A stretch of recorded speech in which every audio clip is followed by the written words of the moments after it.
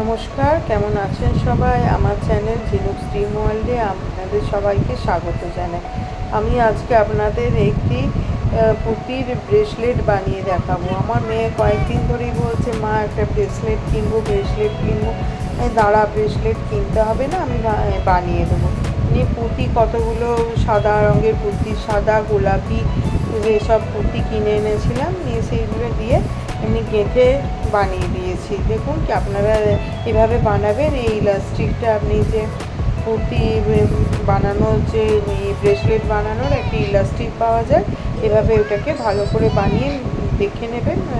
Elastic গার্ডারটা কিনতে পাওয়া যায়। দেখুন এভাবে এরকম জিনিসটি হবে, অত্যন্ত দেখতে সুন্দর লাগবে যখন আপনি হাতে পরবেন। বাচ্চা মেয়েরা যখন পরবে, আজকাল টিনেজাররা এরকম খুব অনেক পছন্দ করে পরতে।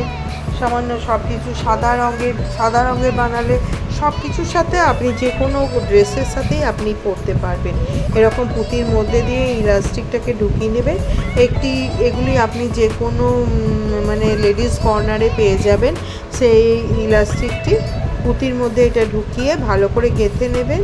প্রবাবলি মোটামুটি 20টি পুঁতি দিলে, বড় পুঁতি হলে 20টি, আর একটু মাঝারি সাইজে হলে 22-24টি পুঁতি দিলেই হয়ে যাবে। দেখুন এরকম একটা ব্রেসলেট তৈরি হবে। আপনি একটি শো পিসও এনে নিচের দিকে ঝুলিয়ে দিতে পারেন, দেখতে ভালো লাগবে আরও। আমার কাছে আজ তাহলে এই পর্যন্তই রইল। আবার নতুন কোনো ভিডিও নিয়ে আসছি।